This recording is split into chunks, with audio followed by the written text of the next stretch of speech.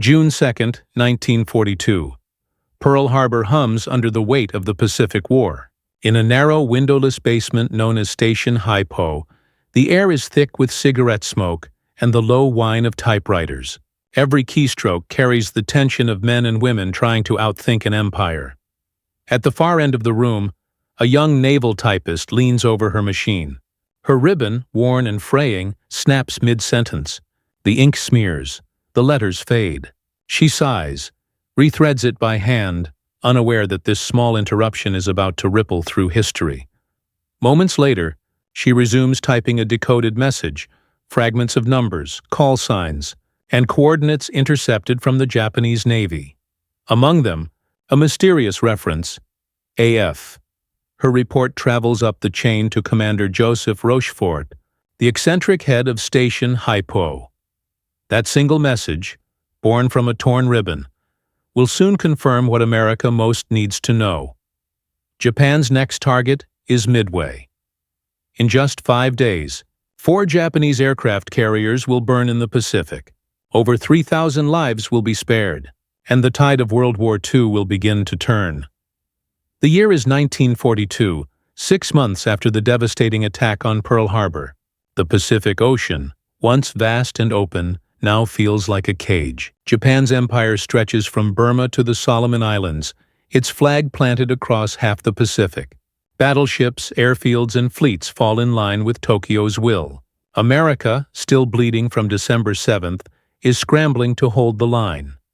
In Washington, the fear is not only military, it's informational. Japan's naval codes, known collectively as JN-25, are indecipherable strings of 5-digit numbers. Each message contains thousands of them, meaningless to the untrained eye. Without breaking those codes, every move the Imperial Navy makes will remain a shadow in the fog. But hidden in a converted basement beneath a Pearl Harbor administration building lies a small unit of people who refuse to be blind. They are linguists, mathematicians, cryptanalysts, and typists. Their office, called Station Hypo, is the nerve center of America's counterintelligence war in the Pacific. At its head stands Commander Joseph J. Rochefort, a quiet genius with an unshaven face, worn slippers, and a coffee mug always in hand. Rochefort's job is simple in theory: predict Japan's next attack before it happens. But in practice, it's a daily war of patience. Messages flood in from radio intercept stations across the Pacific, fragments of JN-25 transmissions. The analysts at Hypo begin their slow, methodical work. They fill blackboards with numbers, index cards with patterns, and pages with speculative translations. A single correct inference could mean saving an island, or losing one. Among these quiet warriors are women who remain unnamed in most official reports. They are the typists, encoders, and communication clerks, the invisible bridge between chaos and clarity. Their job, to type, sort, and file each decoded message accurately, so that the chain of intelligence never breaks.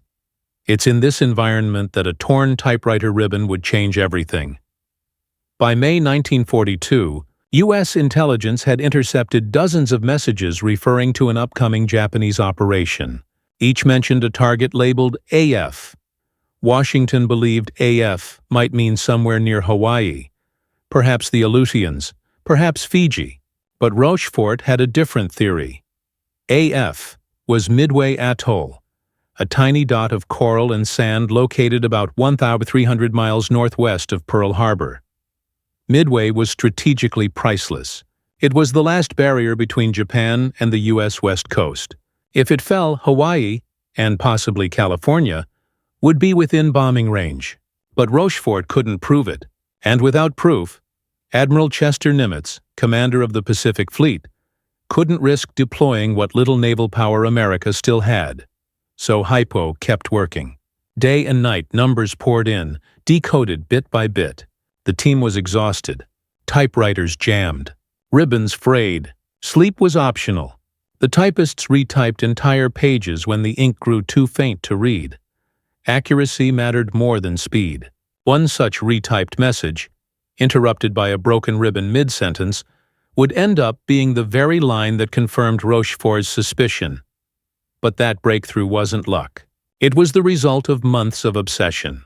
Rochefort's analysts noticed that the Japanese kept referencing AF alongside water shortages. That clue became the seed of an audacious plan. Rochefort proposed that the U.S. send a fake radio message from Midway reporting that the island's freshwater distillation plant had failed.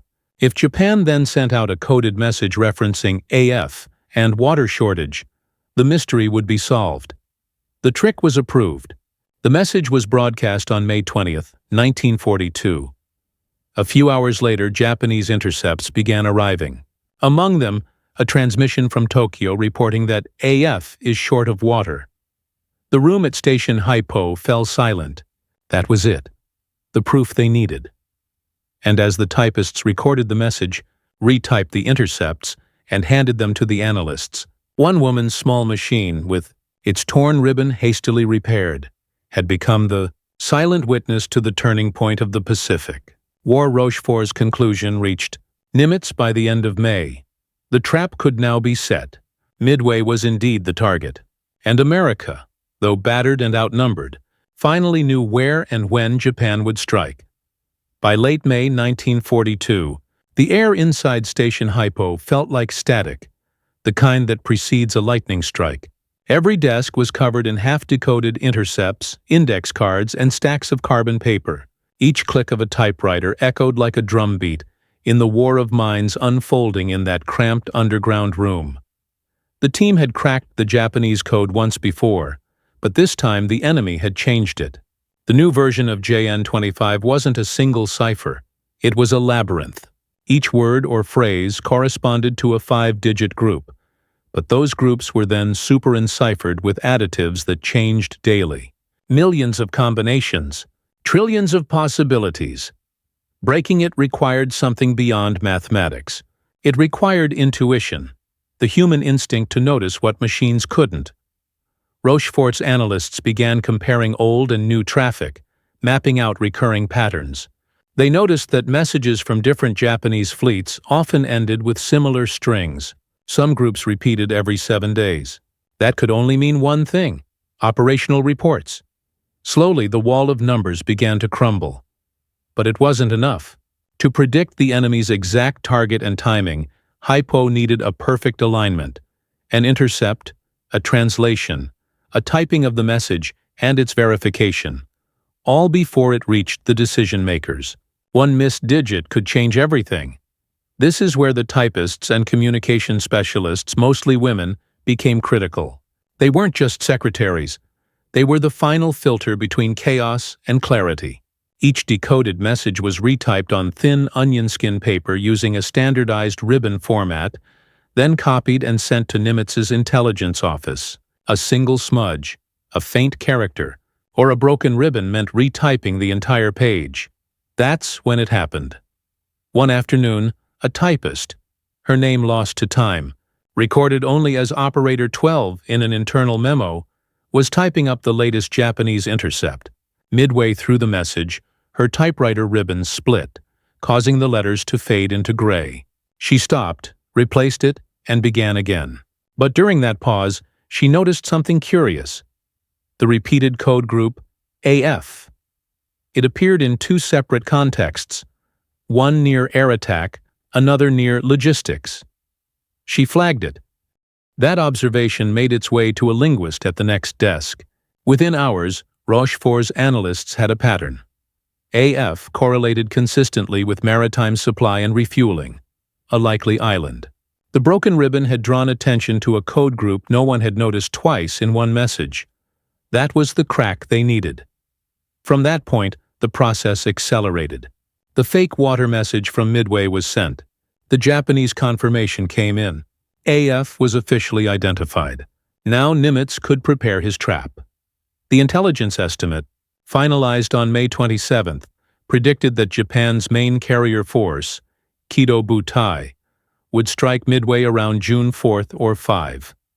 It listed 4 major carriers by name: Akagi, Kaga, Soryu, and Hiryu, the same ones that had attacked Pearl Harbor 6 months earlier. If America could sink them, the balance of the Pacific War would flip overnight. But if the estimate was wrong, the U.S. Navy would be walking into annihilation. At Pearl Harbor's underground command center, Nimitz made the boldest decision of his career. He would commit his remaining carriers, Enterprise, Hornet, and Yorktown, to an ambush near Midway, 3 against 4. It was a gamble bordering on madness, but Nimitz trusted Rochefort's team, and by extension, the typists, cryptanalysts, and operators who had pieced the puzzle together. In Washington, senior naval intelligence officers remained skeptical. They demanded more proof. Rochefort, defiant and calm, simply replied, "Midway will be the point of attack." The prediction held. As the Japanese fleet sailed east toward Midway under the command of Admiral Isoroku Yamamoto, believing they had the element of surprise, the U.S. Navy was already waiting. Submarines were deployed. Aircraft carriers took position northeast of the atoll. Recon planes patrolled day and night. Every move Japan made was being read through the thin sheets of paper passing through Station Hypo's typewriters. The war of machines had become a war of minds, and for once, the Allies were one step ahead. By the dawn of June 4, 1942, the pieces were in place. The coded messages had done their work. The trap was set. What began with a torn ribbon and a typist's keen eye would soon erupt into one of the most decisive battles in naval history. The Battle of Midway. The human angle. The invisible hands. Behind the victory in most war documentaries, heroes wear uniforms with medals, not ink stains. Yet inside Station Hypo, victory depended on people who never saw the ocean, never fired a shot, and never left the basement. They were the silent soldiers of the typewriter. Dozens of women who worked in 12-hour shifts, typing intercepts, decryptions, and intelligence summaries in a windowless room that smelled of metal, ink, and coffee. Their names rarely appear in history books. No statues bear their likeness, yet their work altered the fate of thousands. The War Department often called them clerks, but what they did required precision and endurance on a scale few could understand. Each day, hundreds of partially decoded fragments arrived from intercept stations, strings of 5-digit groups that needed to be copied perfectly, one by one, without a single mistake. Each keystroke mattered. A mistyped number could distort a message. A faded letter could erase a clue. The woman whose typewriter ribbon broke that day wasn't just performing clerical work. She was maintaining the chain of truth that intelligence depended on. In her pause, her care, her correction, she preserved accuracy, and accuracy was life. They lived under secrecy stricter than any battlefield code. Not even their families knew what they were doing. They couldn't speak of their assignments, their breakthroughs, or their fatigue. Some never knew that the messages they typed had saved entire fleets. But the most haunting reality was emotional distance. They learned to see war only through fragments, coordinates, code groups, references to losses. They would type, file, and move on. Yet sometimes, when a report mentioned the sinking of a Japanese carrier, a quiet glance passed between them, a flicker of pride mixed with sorrow. They were witnesses to the unseen side of war, the kind fought not with bullets, but with discipline and intellect.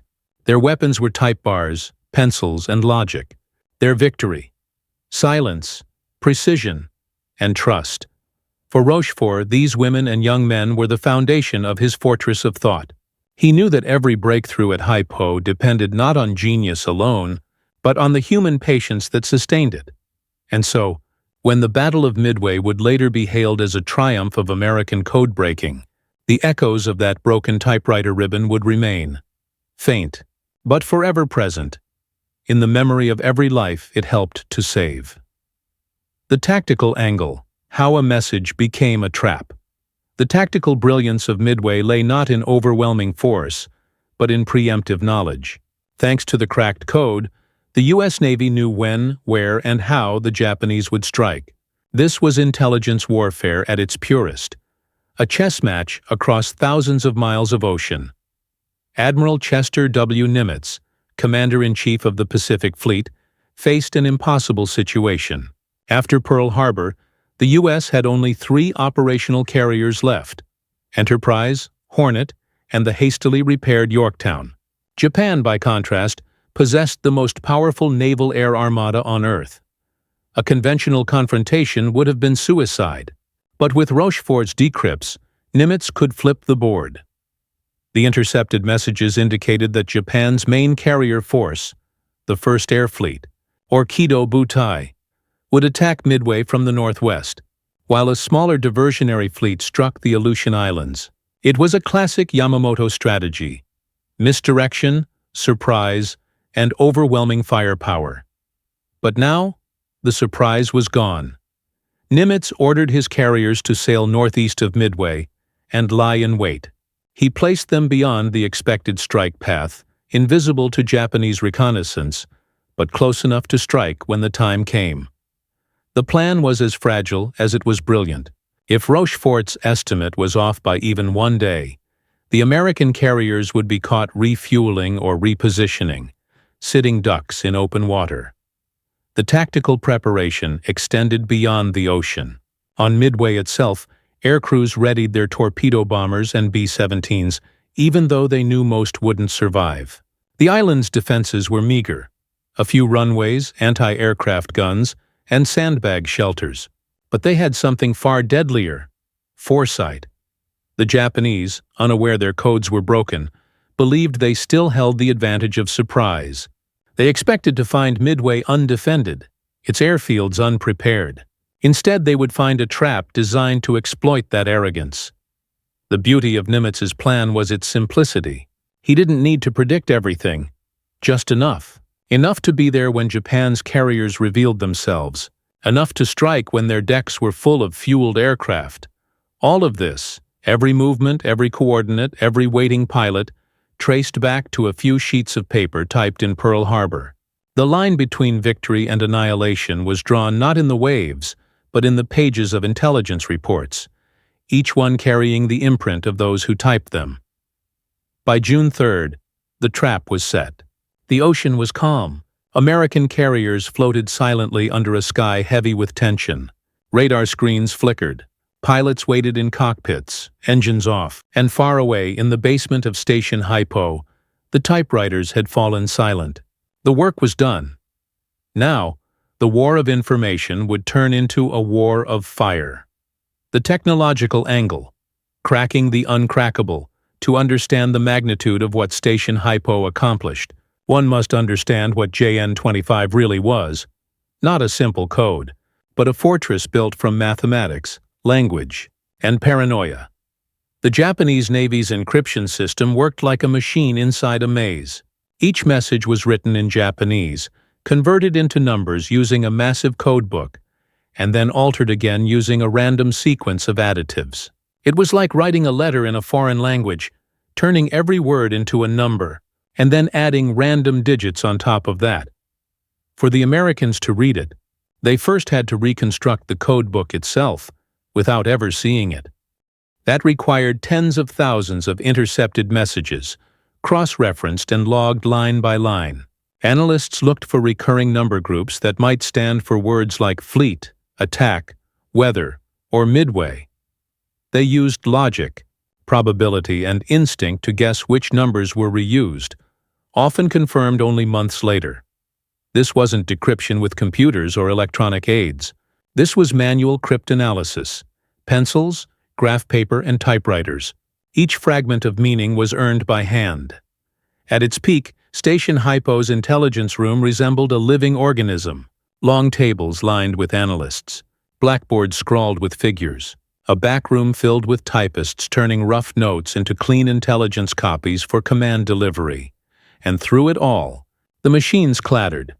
Remingtons, Royals, Underwoods, their ribbons frayed from overuse. They weren't just office tools. They were instruments of war. Every page that came out of them was a weapon, a bullet made of information. While Japan believed its codes were invincible, the reality was that the slightest repetition, the smallest clerical reuse of a code group, could reveal everything. That's exactly what happened in late May. A repeated pattern in the AF messages, noticed during retyping, became the single loose thread that unraveled Japan's entire operation plan. Technology, in that sense, was both the problem and the answer. A duel of machines, one creating the mask, the other peeling it away. In the end, the Americans didn't defeat the Japanese encryption system by brute force. They outthought it. And in warfare, the side that understands faster wins sooner. The leadership angle, Rochefort and Nimitz's gamble at the center of this invisible war stood two men, Commander Joseph Rochefort and Admiral Chester W. Nimitz. Their partnership would define the outcome of Midway, but it was born out of tension, risk, and defiance. Rochefort wasn't a typical officer. He wore a red smoking jacket in the lab. He rarely saluted. His humor was dry and his patience infinite. But above all, he was relentless. He understood that code-breaking wasn't about luck. It was about endurance. His team at Station Hypo operated under grueling pressure, often working 20-hour days. When other intelligence branches in Washington doubted his conclusions, Rochefort refused to yield. He trusted his team's work no matter how small the clues seemed. His confidence was contagious. When AF was confirmed as Midway, he personally walked the decrypted message to the telegraph operator for Nimitz's office. The admiral read it in silence, then looked up and said, "Tell Rochefort, well done, we'll act on it." That decision was monumental. Nimitz was betting the entire Pacific Fleet on information born of a hunch, not faithless speculation, but reasoned intuition backed by a torn ribbon and a pattern. In military history, leadership often means taking responsibility for the unknown. Nimitz's genius was his willingness to trust intelligence over instinct, logic over ego, and Rochefort's brilliance lay in his ability to convince a commander to believe in something invisible, to fight a battle that hadn't yet been seen, based on words that had only just been typed. This combination, the analytical courage of Rochefort and the strategic daring of Nimitz, turned information into action. It transformed intercepted numbers into operational advantage. It converted quiet office work into a naval ambush that would define the Pacific War. The enemy angle, overconfidence and blindness across the ocean. Aboard the flagship Akagi, Admiral Chuichi Nagumo believed he was untouchable. His fleet had humiliated the United States at Pearl Harbor. He commanded 4 of Japan's most powerful aircraft carriers, crewed by the finest pilots in the world. To him, Midway was not a gamble. It was inevitability. Japanese planners saw the operation as a final blow to eliminate American naval resistance once and for all. The goal: lure out what remained of the U.S. carriers, destroy them, and secure dominance of the Pacific. They called it Operation MI, a masterstroke of deception and timing. But Nagumo's strength was also his weakness. He believed the Americans were still in shock, disorganized, and ignorant of his plans. He had no idea that his own coded orders, sent with the assumption of perfect secrecy, were being read in Pearl Harbor before they even reached his subordinates at sea. That illusion of superiority blinded the Japanese command. They underestimated American recovery, overestimated their own secrecy, and assumed that one successful ambush guaranteed another. While U.S. intelligence worked through numbers and logic, Japan relied on ritual and pride. In their mind, technology was for transmission, not protection. They didn't believe their codes could ever be broken, and so they never imagined the consequences of what a single mistyped or repeated code group could reveal. In the end, this confidence became fatal. When the first wave of Japanese planes launched toward Midway, Nagumo believed the U.S. fleet was nowhere near. By the time he realized his mistake, American dive bombers were already diving out of the clouds. In 5 hours, the Empire's most powerful carriers would burn, and the battle would prove what no one yet understood. In the modern world, wars were no longer won by who fired first, but by who read first. The fate of the Pacific now hung on the next few hours, a collision of planning, trust, and chance. The codes had spoken. The ships were in motion. The stage for the climax, the Battle of Midway, was set June 4, 1942. The sun rose over the central Pacific like a torch being lit for judgment. At 0430 hours, Japanese scout planes lifted off from the carriers Akagi, Kaga, Soryu, and Hiryu. Their mission: strike Midway Atoll and destroy the island's airfields. Below deck, the carriers' hangars were alive with movement, mechanics arming torpedoes, fueling aircraft, shouting over the thunder of engines. The smell of aviation gasoline hung heavy, flammable, deadly. On the command bridge, Vice Admiral Chuichi Nagumo watched the horizon through binoculars, confident. The Americans, he believed, were nowhere near. But hundreds of miles northeast, in the mist-shrouded sea, the U.S. carriers Enterprise, Hornet, and the wounded Yorktown were already in position, waiting exactly where Admiral Chester Nimitz had planned. They had read the enemy's hand before the game began. At 0600 hours, radar on Midway detected incoming aircraft, over 100 Japanese bombers and fighters approaching fast. Sirens wailed. Pilots sprinted to their planes. American Marine Corps fighters scrambled to intercept, but they were outnumbered and outflown. Moments later, the sky above Midway erupted. Japanese bombs rained down on hangars and fuel tanks. The ground shook as flames rolled across the island. Anti-aircraft guns spat fire in return. In those chaotic minutes, Lieutenant Colonel Harold Shannon, Midway's commander, sent a single radio message. Air raid. Many planes headed Midway. This is no drill. It was all Nimitz needed to know. The Japanese had begun their assault, right on schedule. While the atoll burned, American bombers took off from Midway's runways, clawing into the sky to strike back at the Japanese carriers. They flew into a storm of bullets and flak. Almost every torpedo bomber was shot down before reaching its target. Those who made it dropped their torpedoes too early or too late. Everyone missed. Yet amid that failure, something unexpected happened. By forcing the Japanese carriers to maneuver, those doomed American squadrons disrupted the precise order of deck operations. Fighters were out of position. Torpedo planes circled low, drawing attention away from the sky above. It was the perfect distraction, though no one planned it that way. At 0745 hours, aboard the Akagi, Nagumo received a troubling report. American ships, possibly carriers, had been sighted to the northeast. He froze. His planes were returning from Midway low on fuel and ammunition. The decks were crowded with aircraft being refueled and rearmed for a second strike. To launch an immediate attack on the newly spotted American fleet, he would have to change weapons, swap bombs for torpedoes, and that would take precious time. He hesitated. Minutes turned into fatal indecision. At 0920 hours, as his crews rushed to rearm planes below deck, U.S. Navy dive bombers from the Enterprise and Yorktown arrived overhead. They had been searching for hours, guided only by scraps of intelligence, a few coordinates, and the intuition of one man. Lieutenant Commander Wade McCluskey. Spotting a lone Japanese destroyer racing north, McCluskey followed its wake, straight to the enemy fleet.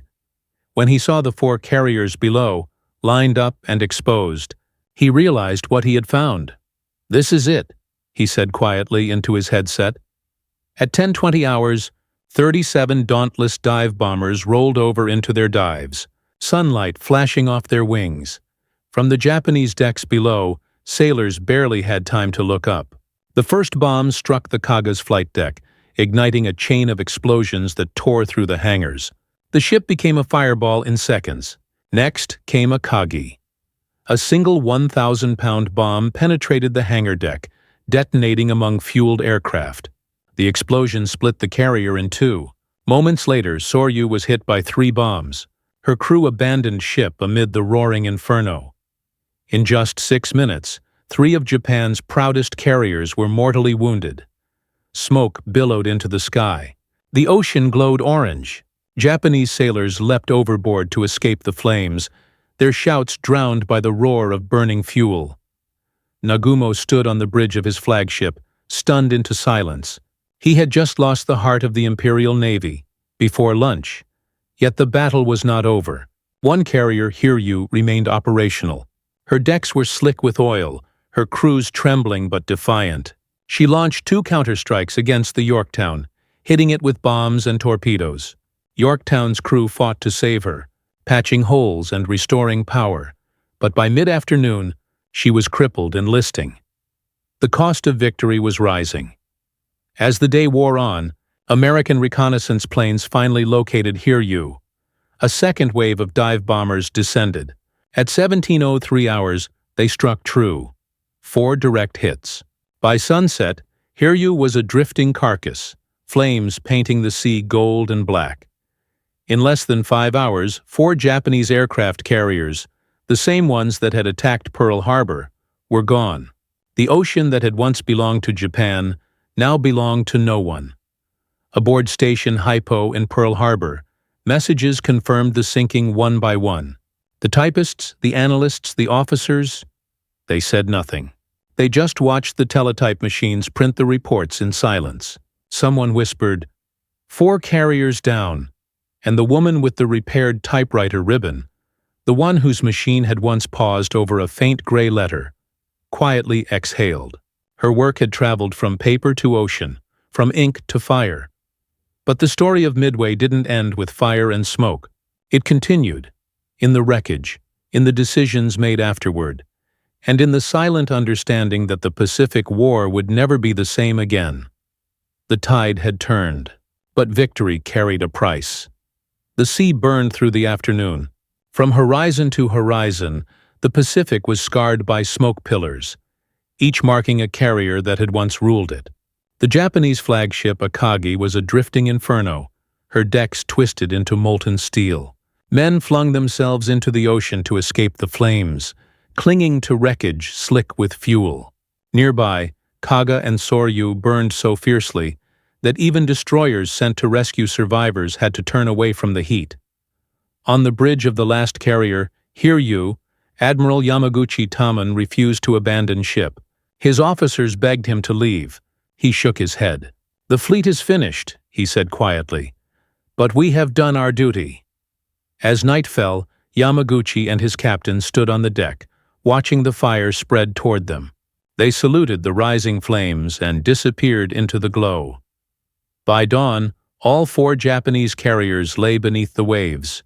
The same 4 ships that had attacked Pearl Harbor, Akagi, Kaga, Soryu, and Hiryu, were gone, along with over 3,000 sailors and aviators. Japan's carrier corps, once the most formidable naval air arm in the world, had been obliterated in a single day. For the U.S. Navy, the news spread through ships like an electric current. Aboard the Enterprise, pilots returned to their decks shaken, sunburned, some still bleeding from shrapnel. One pilot, after landing his smoking Dauntless, simply sat in the cockpit and stared at the horizon. He whispered, "We got them all." But victory carried weight. The men knew how narrow the margin had been. One wrong heading, one delayed decision, and the story could have ended the other way. Aboard the Yorktown, damage control crews fought until exhaustion. Fires were contained, then reignited, then contained again. The ship's engineers refused to leave their posts until she was stable. But fate was cruel. A Japanese submarine, the I-168, slipped through the screen days later and delivered the fatal blow. Yorktown, her hull riddled and her spirit spent, finally rolled over and sank into the deep on June 7, 1942. The ocean, silent again, became a grave for thousands. Back in Pearl Harbor, word of the victory arrived through a trickle of encrypted messages. In Station Hypo's basement, there was no cheering, no celebration. Rochefort stood quietly by the message table, reading the reports in order. When he reached the last line, confirmation that 4 Japanese carriers were destroyed, he folded the paper and placed it in his coat pocket. Someone asked, "Is it true?" He nodded once. "It's over," he said. "For now." There were no medals that day, no speeches. The typists resumed their work as usual, transcribing new intercepts, still listening for the next move. But deep down, everyone in that dimly lit room knew the truth. Their work had saved thousands. The broken typewriter ribbon, once a minor nuisance, had become a symbol of how fragile history could be. A few seconds of pause, a few faded letters, and a sharp-eyed operator had drawn attention to the clue that changed everything. While the Japanese Navy reeled from its losses, its leadership struggled to comprehend what had happened. How had the Americans known their exact plan? How had their proud carriers, veterans of Pearl Harbor, been caught off guard? Admiral Isoroku Yamamoto, architect of the attack on Pearl Harbor, received the news aboard his flagship Yamato. He remained motionless for a long time, then said, "We have been beaten by intelligence." It was a quiet confession. Not to a superior, but to fate. The loss of 4 carriers, 4 air groups, and over 300 aircraft shattered Japan's offensive capability. From that moment forward, Japan would fight defensively, reacting rather than striking. And the Americans, who had entered the war 6 months earlier crippled and uncertain, now had proof that the Empire of Japan could bleed. The 5 hours between 10 a.m. and 3 p.m. on June 4, 1942, reshaped the entire Pacific War. The Battle of Midway was more than a clash of fleets. It was a demonstration of how information could be as powerful as firepower. It showed that victory in modern warfare was not just about ships or planes, but about knowledge, and the people who pursued it with quiet persistence. For every pilot who dove through anti-aircraft fire, there had been an unseen hand typing the numbers that led him there. For every commander who made a decision on the bridge, there had been an analyst in Pearl Harbor, piecing together fragments of logic from endless columns of code. And somewhere among them, a woman rethreaded a torn ribbon into her typewriter, and in doing so, rewove the fate of the Pacific. The flames at Midway eventually died, but their glow reached every corner of the war. In Tokyo, the loss was concealed from the public. Newspapers spoke of a minor setback. In Washington, President Roosevelt received the classified report with one word underlined in red: victory. But inside Station Hypo, the mood remained somber. The team understood that code-breaking was never truly finished. The enemy would adapt, rewrite, re-encrypt. The war of minds would continue. Still, as the night shift began, one of the typists reached for a new ribbon and smiled faintly. She changed it carefully, threading it into place. The machine clicked once, clean and sharp, ready for the next message. The world had turned in those 5 hours. Japan's offensive momentum was broken. America's confidence was reborn, and history, written not by generals but by hands stained with ink, had found a new course. When the smoke finally cleared over the Pacific, what remained was silence. An ocean haunted by oil slicks, lifeboats, and drifting debris. The Battle of Midway, though lasting barely a day, had changed the geometry of the entire war. For Japan, the loss was more than material. It was spiritual. In a single battle, the Imperial Navy lost 4 fleet carriers, over 250 aircraft, and more than 3,000 men. Among them, some of its most elite aviators and flight leaders. These were not just numbers. They were experience, skill, and doctrine burned away in a matter of hours.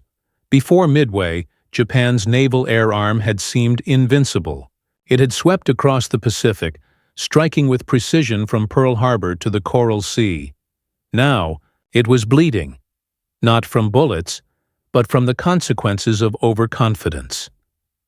For the United States, the psychological effect was electric. Midway was the first decisive American victory in the Pacific, a victory not of numbers or firepower, but of intelligence, discipline, and trust in unseen work. The U.S. Navy, only months earlier devastated at Pearl Harbor, now found itself standing on equal footing with an enemy once thought untouchable.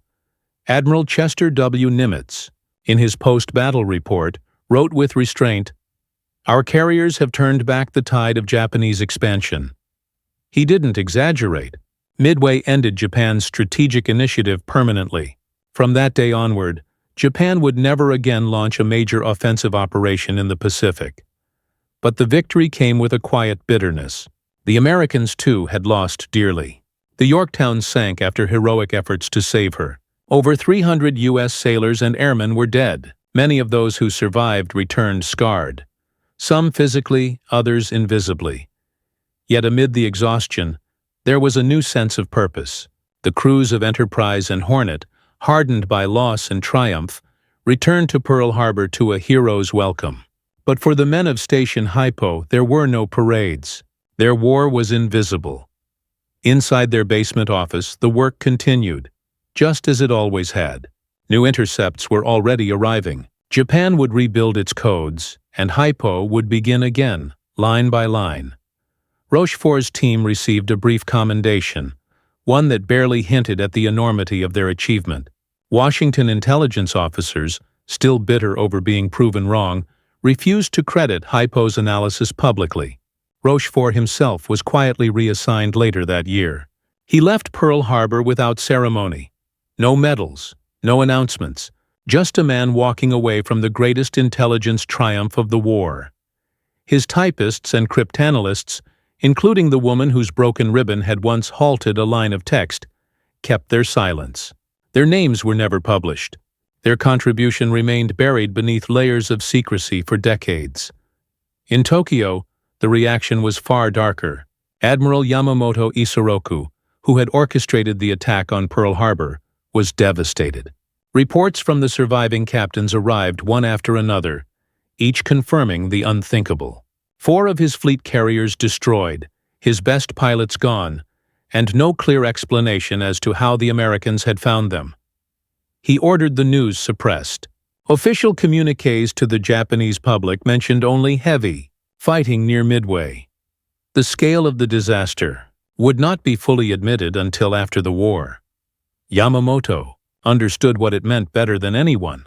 Japan's dream of dominance had ended, not in a grand invasion, but in a failure of information. He reportedly said to a close aide, "The Americans have turned information into a weapon. We must now fight blind." For both nations, Midway was more than a battle. It was a pivot in philosophy. It proved that intelligence, code-breaking, and analysis could shape battles as surely as fleets and bombs. It marked the birth of modern information warfare, a realization that the battlefield had expanded beyond geography and into the mind. And in that new kind of warfare, a torn typewriter ribbon had become as consequential as a torpedo. When the Pacific finally quieted, and the echoes of Midway faded into history, its legacy was still being written, not in gunfire, but in documents declassified years later, typed in the same calm rhythm as those that foretold the battle. The world came to know the Battle of Midway as a turning point, a miracle of timing and courage. But few realized that the miracle had not come from the decks of aircraft carriers, but from a basement filled with typewriters and chalk dust. In the months that followed, Japan's Imperial Navy reeled under the consequences. The carriers that once projected power across the Pacific were now gone, and their irreplaceable pilots, men trained from childhood in the art of naval aviation, were lost with them.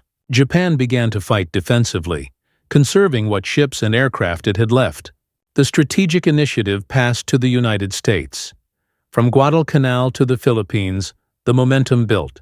Every American offensive that followed, every landing, every ambush, was planned with the same weapon that won Midway: intelligence. Station Hypo's success transformed U.S. military doctrine. Intelligence was no longer a background function. It became a central pillar of command strategy. The lessons learned in Rochefort's basement echoed through every future operation. That a few lines of code, correctly interpreted, could save thousands of lives before a single shot was fired. Yet for those who had actually achieved it, recognition came too late. Commander Joseph Rochefort, the man whose stubborn faith in his team's work had made Midway possible, was quietly transferred in late 1942 to a desk job in San Francisco, an administrative exile arranged by jealous superiors in Washington. He never complained. When asked about Midway years later, he simply said, "We did our job." Decades would pass before his name returned to the public record. In 1986, 44 years after the battle, Rochefort was posthumously awarded the Navy Distinguished Service Medal, acknowledging the decisive role he and his team had played. By then, most of his original cryptanalysts were gone. As for the women who had worked in silence, the typists, the encoders, the clerks, history kept them nameless. No memorial listed their service. Their contributions were folded into the collective identity of the codebreakers of Station Hypo. But in declassified notes and preserved memos, their fingerprints remain. Meticulous typing logs, notes about ribbon replacements, margins annotated with timestamps and initials. Each line was a fragment of history preserved by hands that history itself almost forgot. The woman whose broken typewriter ribbon drew attention to AF was never officially identified. Some say she was one of several Navy waves, women accepted for volunteer emergency service, clerks assigned to Pearl Harbor. Others believe she was a civilian transcriptionist temporarily attached to Hypo. Her identity may be lost, but her action remains immortal, a symbol of how history can hinge not on grand gestures, but on moments of quiet precision. The Battle of Midway did not end the war. It did something far more powerful. It shifted its direction. It taught the Allies that victory could come from patience, intellect, and the courage to believe in invisible truths. It also taught Japan that technological arrogance and secrecy could become fatal weaknesses. Every major intelligence organization in the world, from Bletchley Park in Britain to Arlington Hall in Washington, took lessons from Midway's success. The war had entered a new age, the age of code, communication, and computation. In the decades that followed, cryptanalysis would evolve into the foundation of modern intelligence agencies like the NSA, GCHQ, and their Cold War counterparts. But the spirit of that work, the rhythm of the typewriter, the discipline of decoding, the humility of unseen service, began with people like those at Station Hypo. On the 50th anniversary of the Battle of Midway, veterans gathered at Pearl Harbor to remember the day the Pacific turned. One surviving codebreaker, then in his 80s, was asked what he thought about their role finally being recognized. He smiled and said, "We weren't looking for medals. We were looking for meaning in numbers, and we found it." The audience applauded. Somewhere among them, perhaps, someone who once sat behind a typewriter, who once replaced a ribbon that refused to print, might have smiled too, because in that smallest of moments, they had changed the largest of wars. History often celebrates the thunder, the bombs, the generals, the victories shouted across headlines. But sometimes history turns on a whisper, a torn ribbon, a half-typed line, a moment of interruption that no one notices until it's too late to forget. The story of Midway is one of scale and fragility, the vastness of war balanced against the smallest human gestures. In the smoke of burning carriers and the roar of engines, it's easy to forget that the battle's outcome began not on a battlefield, but in a quiet room beneath Pearl Harbor, a room where people sat for endless hours, listening to static and decoding numbers, where one woman paused to fix her typewriter, and in that pause, drew attention to the clue that changed the war. That's the hidden paradox of history. The greatest shifts are often born in silence. Midway proved that intelligence is not only power, it is preservation. Every decoded message, every retyped line, every suspicion confirmed by logic rather than luck, represented a life spared, a ship saved, a family untouched by telegrams of loss. The victory didn't belong to admirals or aircraft alone. It belonged to minds that refused to rest, to eyes that saw patterns in chaos, and to hands that kept typing through exhaustion. When historians look back at June 1942, they see numbers, tonnage lost, sorties flown, ships sunk. But beneath those statistics lies something less measurable. Faith. Faith that reason could triumph over destruction. Faith that thought, not just firepower, could change the course of humanity. In that sense, the torn typewriter ribbon is more than a symbol. It is a reminder that history doesn't always hinge on power, but on persistence. That even in the darkest moments, victory can emerge from the smallest acts of diligence. The woman who fixed her ribbon likely never knew the weight of what she'd done, but the world she helped shape still echoes with her silence. The silence before the message was typed, before the ships were positioned, before the Pacific turned. And in that silence, the course of history changed forever. History isn't just made by generals and guns. It's shaped by ordinary hands that refuse to give up. If this story moved you, support more true Untold Wedi 2 documentaries by subscribing, sharing, and keeping their legacy alive.